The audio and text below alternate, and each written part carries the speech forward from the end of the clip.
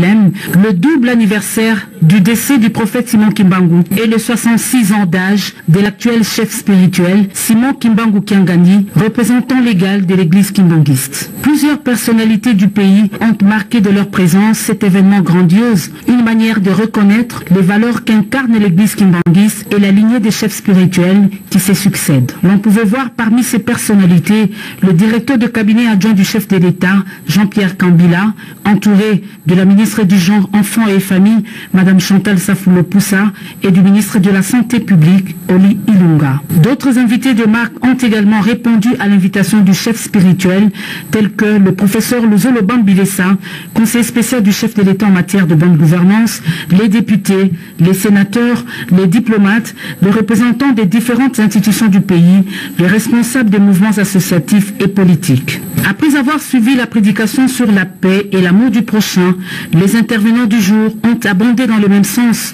se basant sur les principes chers des kimbanguistes, à savoir le respect de l'autorité et de la vie humaine. Ils ont dénoncé par la même occasion toutes les manœuvres des ennemis de la RDC qui s'inscrivent dans la logique de l'insurrection. Le traditionnel défilé kimbanguiste a sanctionné ce moment dans une ambiance de fête.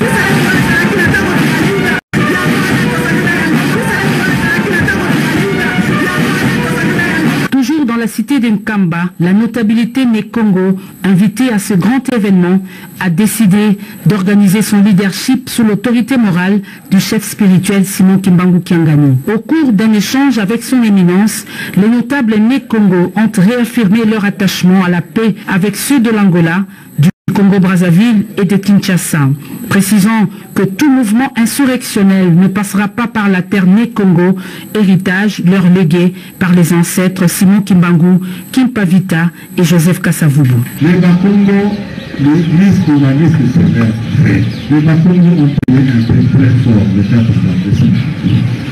Ils sont morts pour la libération de ce pays. Le Mukongo est un homme de paix, un homme respectueux. Le Mukongo n'est pas sanguinaire. Mettons-nous ensemble pour barrer la route aux ennemis de notre pays. Les Nekongo ont également fustigé le comportement de certains de leurs fils égarés qui se livrent à des injures et actes barbares contre les autorités établies, ce qui n'est pas, alors pas du tout, dans la culture Nekongo. C'est une interpellation pour tous les Nekongo là où ils se trouvent, pour que nous puissions réfléchir comment nous mettre ensemble pour redonner l'élan que nos ancêtres nous ont laissé pour le développement, pour le décollage de l'Afrique.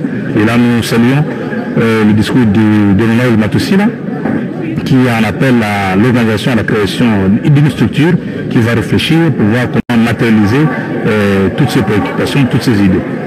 C'est une causerie très très importante. En tant que femme Congo, en tant que Ndona, j'ai senti qu'ici, c'est le souci non seulement de la renaissance, mais de toute la quintessence même de la communauté Congo. Une communauté qui est appelée à jouer un rôle dans ce pays, une communauté qui est appelée à garder son identité. C'est un rappel, c'est une invitation, c'est très important. Il faut donc que ce message puisse aller à tous les Congos pour qu'ils comprennent qu'ils ont un rendez-vous avec l'histoire. Le rôle que le Congo devrait jouer pour le Congo central, pour notre pays, la RDC, et pour le monde.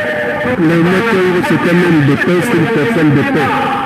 Il faut que partout où nous sommes, partout où nous sommes, nous devons promouvoir cette paix. Et la leçon que nous pouvons retenir, c'est qu'il y ait une union de tous les fils et filles de Bakongo. C'est en gros ce que nous avons retenu.